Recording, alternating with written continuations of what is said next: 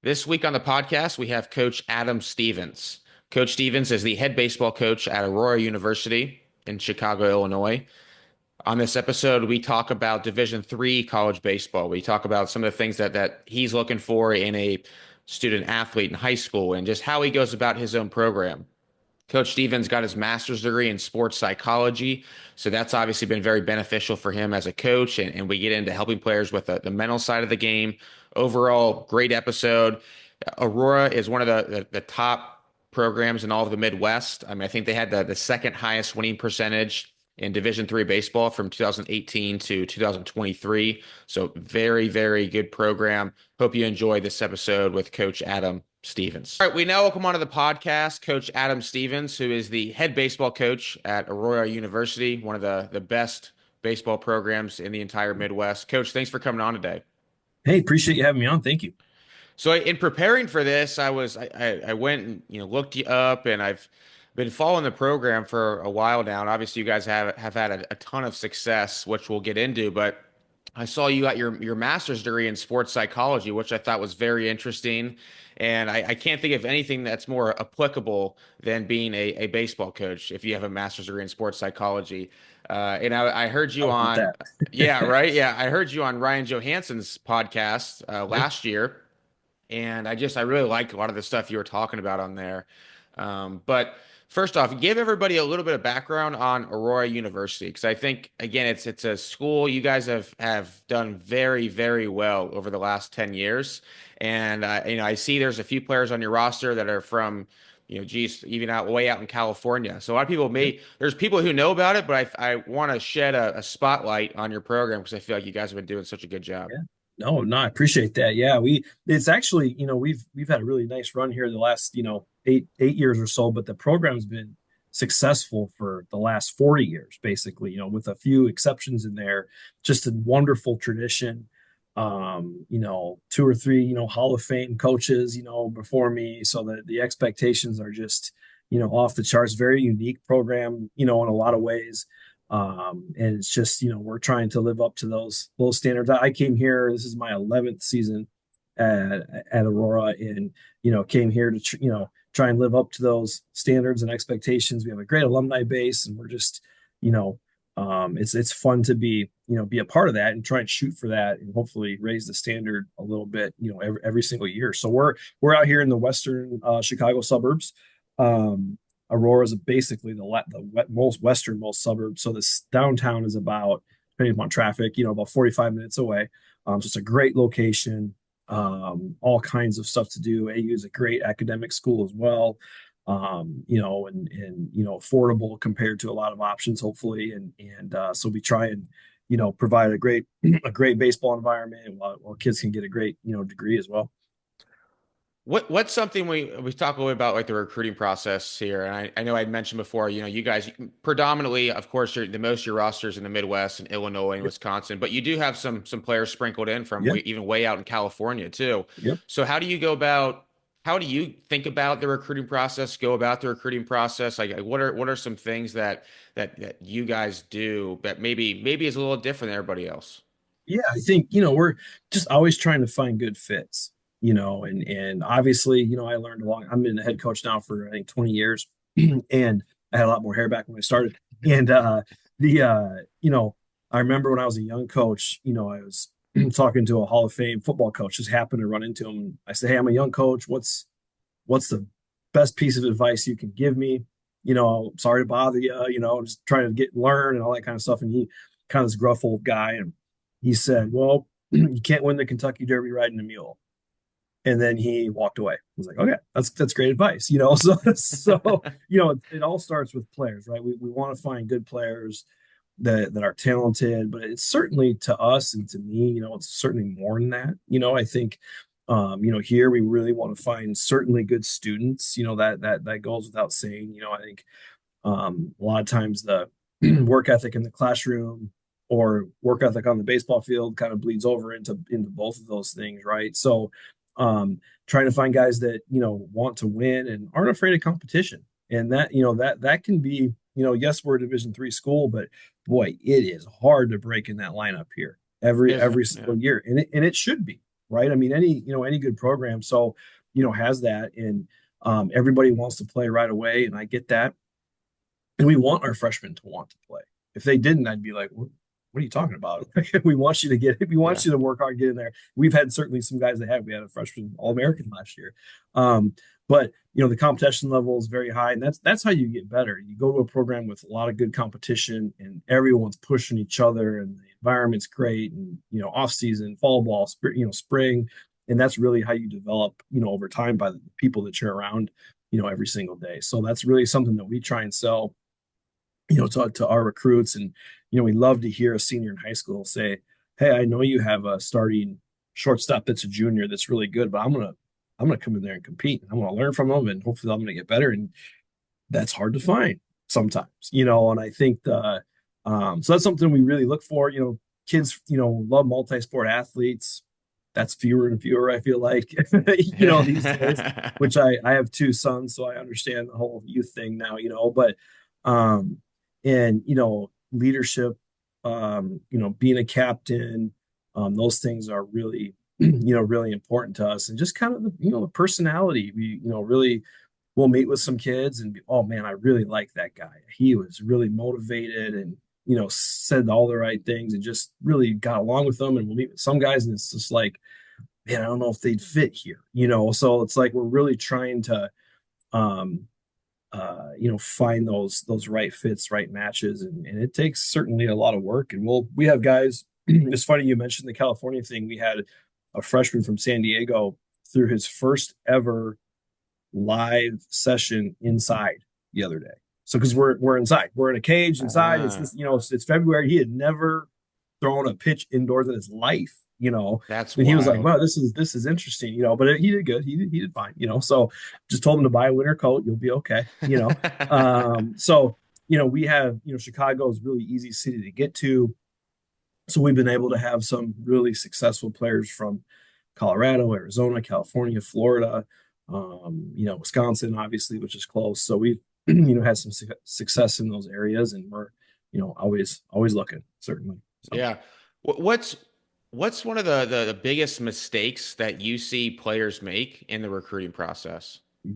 that's a great question. I'd say be open to all options, and I think we, whether that's 4 year junior college, Division One, two, three, NAIA, it's all to me, it's all about finding that fit where you can be successful, and that's on the field, in the classroom, socially, location, all that stuff is really important.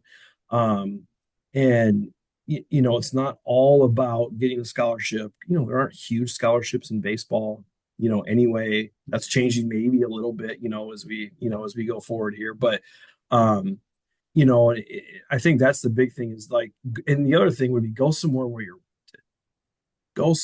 wanted. I think, we talk to players about that, recruits about that all the time. Here's our plan for you, or here's where we see you, and we have and then I think the other part too is like I think track record is really important. A program with like a proven track record of success, and one of the things I always tell our recruits is, I want you to picture yourself in 4 years, 5 years, when you're graduating, and like, what are your goals? Okay. And some guys it's professional baseball, some guys it's go to med school, some guys it's, be a teacher and a coach, whatever it is. And it's like, okay, well, in the programs that you're looking at, do they have legitimate recent examples of people doing what you want to do, down the road? And if there are, hey, keep that school on your list, because that not that you can't do it if no one else ever has, but I just think you have a better chance if there's some track record of success and somewhere where players get better, somewhere where players go on and do, you know, grad school, med school, professional baseball, whatever it is, because that hopefully will be you someday, And I just think that's really important in evaluating programs. And I'd say the other thing too is the I always tell recruits to like look at the consistency of graduating senior classes. I think that's really important as well. And you can easily look at that. There's backdated rosters, most programs, and I just think if a program is consistently graduating good number of seniors every single year. I always, 8 to 10, 10 to 12. I think we had 13 last year, 14 the year before, and a little bit of that was COVID, but the what that tells you is it's very simple. Guys like it there. It's as simple as that. They like the school, they like the program, they like their teammates, they stay there, they graduate. And I think, I was telling our freshmen in practice the other day, our seniors are pretty good. And I'm like, well, listen, guys, like that'll be you someday. Like keep working. That's gonna be you if you stick with the process here. And the downside of huge senior classes every year is that it's potentially a little bit harder to break in, Yeah. as a freshman potentially. But over time, I think those are the programs that always are, very successful, and it's a great way to evaluate a program. A lot of programs will have one senior and then two seniors, and then you look 2 years ago and they had a bunch of sophomores, and it's kind of like, well, where'd they go? Like what Mhm. happened there? Who knows? But there's, that might be you. So like look into those types of things. I think that's really important. If you're looking for more individualized one-on-one guidance when it comes to the recruiting process, which is something that I provide to only a select amount of individuals because I only have so much time, and you want to know what camps to go to, what camps shouldn't you go to, you want feedback directly from college coaches, and you want direction. This isn't a game of more exposure, because exposure without a plan is oftentimes a waste of time, because you're just going around from thing to thing to thing. But if coaches don't know who you are, they have so many other things on their mind and other players that they're watching, it's going to be hard for you to stand out. So if you're interested in getting one-on-one guidance in this recruiting process so you can get a competitive advantage on everybody else, hit the link below in the description and sign up for a free 15-minute consultation with me. So if you want more individualized attention in this recruiting process and you want someone to reach out to college coaches on your behalf, hit the link below, sign up for a free 15-minute talk with me, and let's see if we're going to be a good fit to work together. Well, I think that's great advice. Something that I think is very easily overlooked is like go and look at the past rosters and see how many seniors are graduating year after year Yeah. after year. And that means you got to do some homework. But I mean, Yeah. if you, Yep. obviously you should be doing that as is. But I think that's a great way of framing it. Like, hey, guys want to be here. Obviously, if they're sticking around, you have that many in each class year after year. What would you say to players out there who, let's say, for example, they want to go, that their goal is to play professional baseball. They want to get drafted. And that because of that, they see the statistics of playing Division 1, getting drafted, and they're like, okay, I'm gonna go play at this Division 3 for a year or two, put up numbers, and then go in the transfer portal. Yeah. Is that the right way or wrong way to look at it? Like, what are your thoughts on that? Yeah. Especially because you have two Yeah. kids yourself. Yeah, that's a great question. That's definitely a more relevant question the last, couple years. You asked me that 8 years ago. I'm like, You're I'd be like, like, what are you talking about? Yeah. So, and that has happened quite, the last couple years in Division 3. A lot of some of the best players go off and play in the summer, and they have, really good experience, and then they go on and get, go in the portal and get picked up by somebody else. And, the best Division 3 players, in the country are just as good as anybody. I mean, we have a guy pitching for the Cardinals right now, graduated in 2019. He's on their 40-man roster, so um so to me it doesn't really matter where you go necessarily, but Chris is actually a great story. Chris pitched I think 35 innings in the major league last year, played 4 years here at AU, graduated at 19, and he just wasn't quite ready as a freshman. That's one of the reasons we got him. He came here to play basketball and baseball, wanted to play both. Big, tall, skinny guy, wasn't quite mature. Probably would have never got innings anywhere if he would have went to a bigger school, like a Division 1 school.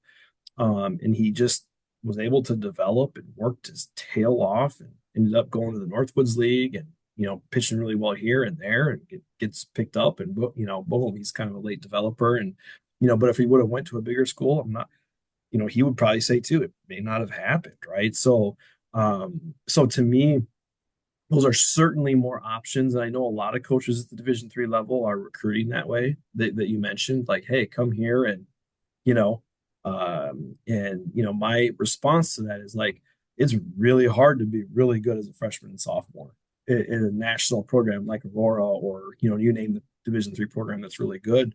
And if you are, then yeah, you're probably good enough maybe to get a chance there. But then you got to transfer, and you got to kind of work your way up in another program, and then so those are all things that you have to kind of consider. And then there are obviously academic um, factors that people never talk about. Yeah, you yeah, know, yeah. It's a great point. It's not, yeah, the transcripts and getting into those schools, it's not as always as easy as just like you said. yeah, People don't talk about that. yeah. And then you might lose some credits, and it takes another year to graduate. Then you're end up paying a lot more than you would have anyway. So there's all kinds of things, but not. And I think it's probably a good option for some guys. So we have had some of those conversations, with some of our players the last couple years, and so that's just kind of the reality of where it is now. So it's a And it's a good question. do you guys utilize the portal at all for yourselves, for guys from the D1 or D2 or even other division, probably not Division 3, but more so Yeah, D1, D2? Do you guys utilize the portal at yeah, all? yeah. Oh yeah, we try. We have to. That's just the way it is now, right? If we're not doing it, then someone else is. Yeah. So, but a lot of the guys that we've had a few, several guys from the portal the last couple of years, and a lot of them were maybe guys we knew in high school, recruited in high school, and it didn't work out where they were, and we know them, and we've had a few guys like that, or from programs that we know, or you name the situation. We've certainly had some junior college guys too, in very similar situations. There's some great junior college baseball around our area here in Chicago, and we've been fortunate to have some really good players from there as well. So yeah, I mean, it's just the way it is now. I still believe though that you have to have a good freshman class every year, to have a consistently good program. And um, I think a lot of people are kind of, certainly some people believe that, and I think some people don't believe that, Yeah. Yeah. anymore. So just the consistency there, I think, is really important to have, a good group of freshmen every year that can learn and develop. And then hopefully you can plug in, you know, if you need a catcher that year that's experienced because you graduated a couple, or, that's kind of where, we've been able to, do that with our roster. That's a great point, though, about you bringing up how hard it is. Even I don't care, especially at the Division 3 level, like you said, a program like yourself, nationally known at the Division 3 level, to be able to come in as a freshman and think you're going to hit 330 with 10 bombs. I Mhm. mean, I'm sure you'd be happy, right? I'm sure you'd be pumped We'll as take that. that. Yeah, We'll we'll take take that. that. We'll take that. But Yeah. and like, sure, yeah, if you do that, yeah, you're going to be able to have a ton of opportunities, but I just don't think most players realize how hard that is to do. Can you walk everybody through and talk about what's the competition like? Like what are you Yeah, guys facing? What are the arms you guys are facing? And I sure. think we also you got to be able to field your position too. That's the other Yep. thing people forget about. Yeah, yeah, absolutely. Um, yeah, I think, in Division 3, I think there are about 400 schools. Don't quote me on that, like 380, 390, something like that. And there are a wide variety, just like in every division. The top Division 3 programs, um, are really good. I mean, really good. So, we just practiced this morning. So if I look tired, that's why. And we had our top six pitchers throwing live at bats this morning, and I'm trying to think here. Out of all six of those guys, are, yeah, definitely mid to upper 80s and hit 90 a few times this morning. In our fourth week of practice. So that that I think that's very common in any good Division 3 program. That's pretty much what we see all the time. Try and play a national schedule. We try and play, we open up against Washington University from St. Louis in a couple weeks. And, the last time we played them in 2021, we were both top five teams.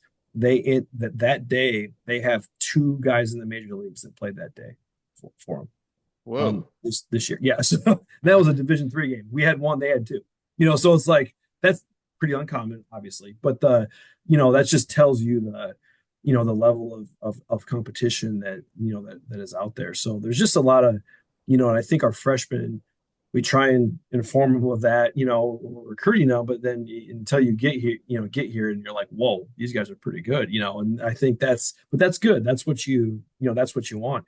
Now we did have a freshman last year, um, that was an All-American and hit 440, Oh, so wow. yeah. And struck out 3 times this morning actually. But Oh, yeah, that's baseball, right? That's yeah, that's baseball. right. But so there's all kinds of options. And some guys are ready to go. Some guys need a year. And then your goal is to be a 3-year starter. And I think getting established in a program and working your way up. I think there's just so many positive things about that process if you can be patient and do it. Well, you can't replicate in-game experience. And from a development standpoint, I mean, we can talk all day long about the drills and machine work and everything Sure. else. In-game, live at bats, experience, innings on the mound, like you can't replicate it. And so Yep. would you rather go play at a program like yourselves at Aurora, where Division III nationally known, and get the opportunity to compete right away? May not get to play, but you get the opportunity to compete right away, Sure.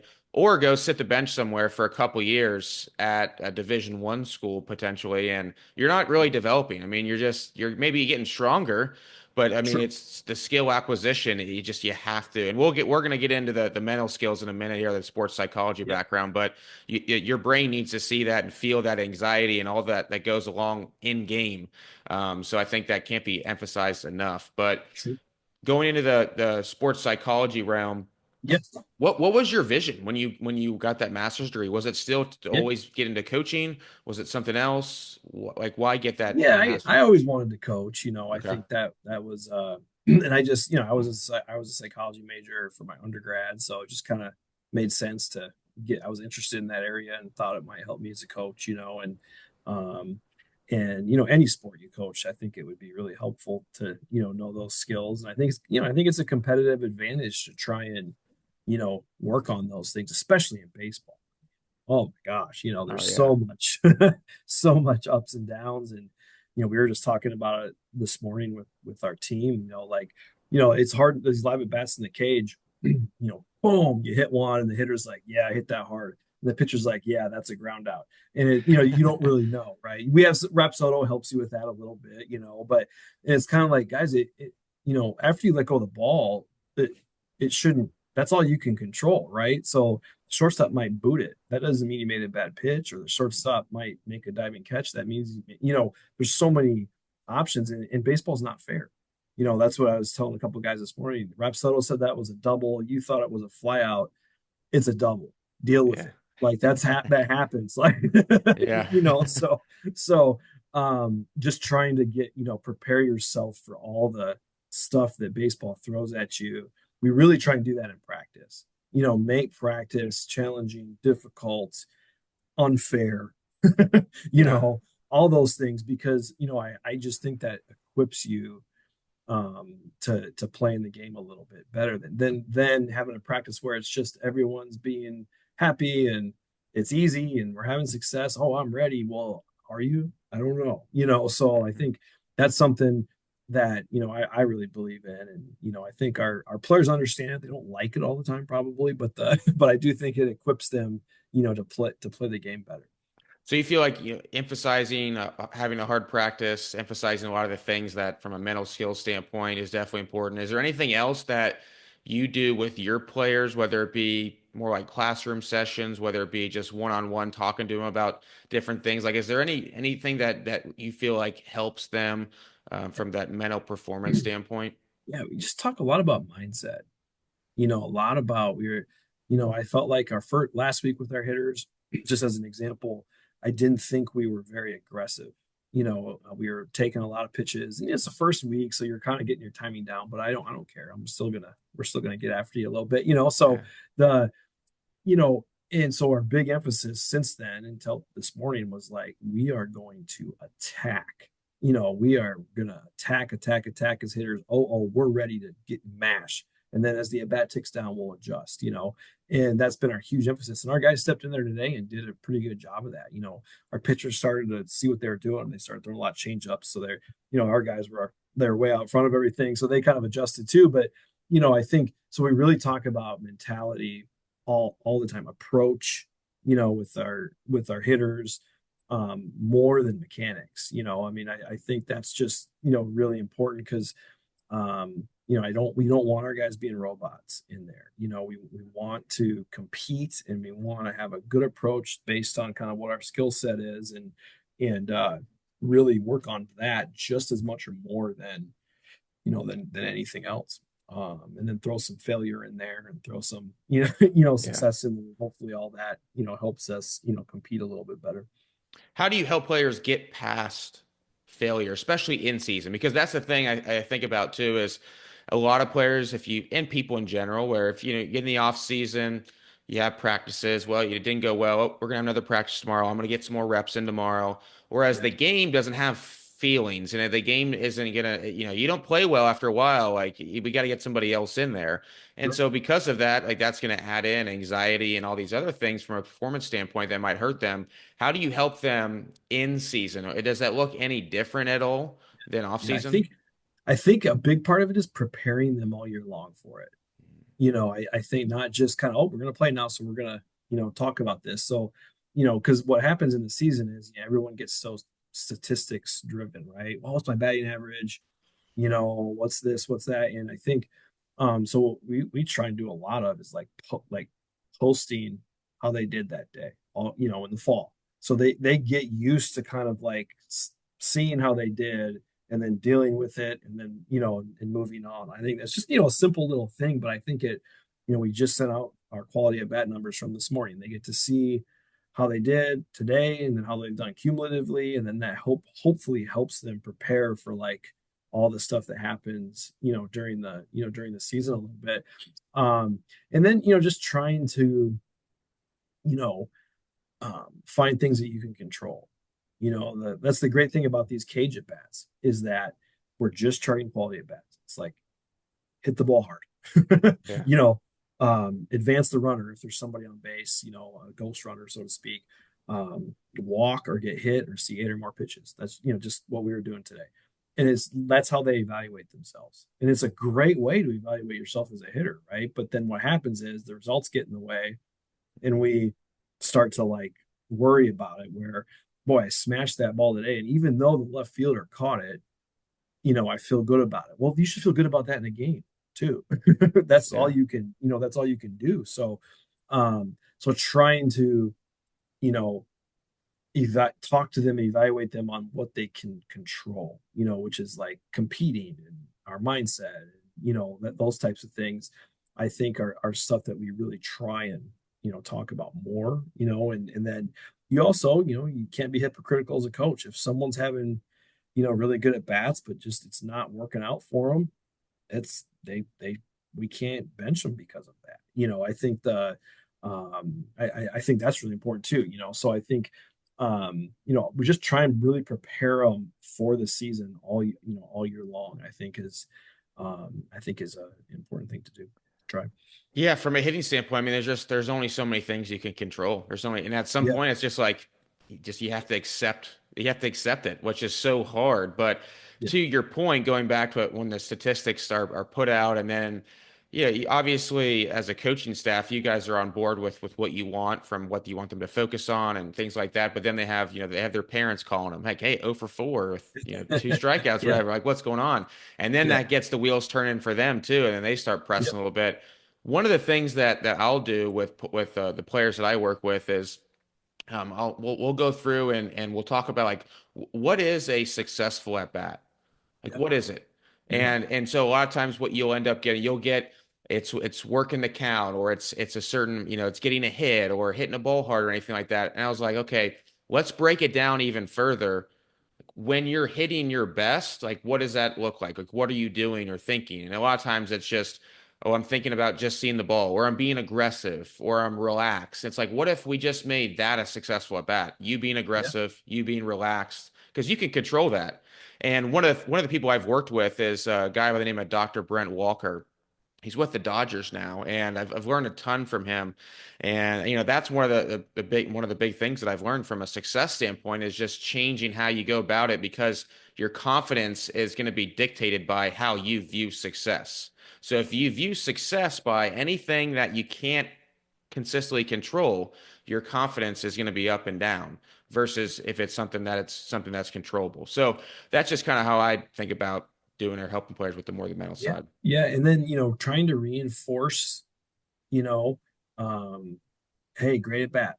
Even though you struck out, you worked at 10 pitches and you battled your butt off there. And hey, man, I appreciate that fight. Good job. Yeah. And I think Yeah. just, because we don't need to really say good job to somebody that's 4 for 4.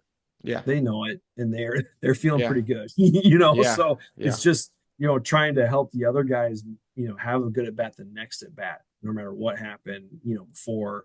And then hopefully going out and playing good defense, not worrying about your last at bat, and you can change the game on defense, so um, those are all things that we try and talk about. And that's how it's hard, but that's something that's just part of playing the game, and it's really important to work on that stuff in practice. And that's why I like, when I say hard practices, it doesn't necessarily mean like conditioning. It's more mentally hard, I guess, is Yeah. what I mean by that. Where any good, when I'm looking at a practice plan, and it's like, okay, where are they gonna fail today? Like, where are they gonna struggle today? And if it's not there, well, I better put that in there, Yeah. somewhere today. And I just, because then they just have to kind of deal with that failure, and I think the more we practice that, um, the better. And then dealing with success can be just as hard, so um and kind of maintain that consistency. So routines are part of that, and all that stuff. How do you help players? That's a great point. How do you help players deal with success? Yeah. It's really the same process, Okay. right? I mean, it's like, stick with what got you there. Don't, baseball is just trying to get them to understand how hard baseball is, and that every day is a new challenge. And then, kind of making sure that they're preparing the right way. I think that's really important, because if they just drop that off a little bit, they're probably not going to perform as well next weekend, and so just really trying on a day-to-day perspective to keep them, consistent with their mindset, I think is the best way to try that, and I think because that can be really difficult too, coming off a great year. It's always kind of like, you know, what got you there. Sometimes guys forget that. Oh, basically I'm good. And then all of a sudden it's like, boom, it catches up to you really, really quick. So, mention, Joe, who had a great year as a freshman last year. That's been the big message. Hey, if you still are the first one there every day in the fall, and if you still put all that time in the cage, and if you, then hey, I'm good with you. But don't change who you are. And Yeah. I think that's something that kind of is a year long process. Last thing I got for you is, talk to me about, you mentioned this at the very beginning, but the campus, how close to Chicago is Aurora University? Like, what's the layout of the campus? Yeah, so we're out in the western suburbs, in Chicago. It's a beautiful campus. We have about 4,000 students, give I think 3,800 or something like that. 22 sports. There's about everything you can think of here. It's a for a small school, we're a big school. If that makes sense. If Yeah. that makes sense, Yeah. we're not. I coached at Central College before I came to Aurora, and I think there's 1,500 students maybe at, at a lot of D3 schools, and some in this area are a little bit bigger, so there's about 4,000 or so. So all kinds of stuff to do. It's a great area, certainly. That's awesome. Well, Coach, I appreciate you coming on. I know you said you had early morning with practice and everything else, but I appreciate it. It's great. No, I really appreciate it, and appreciate your podcast. Thank you.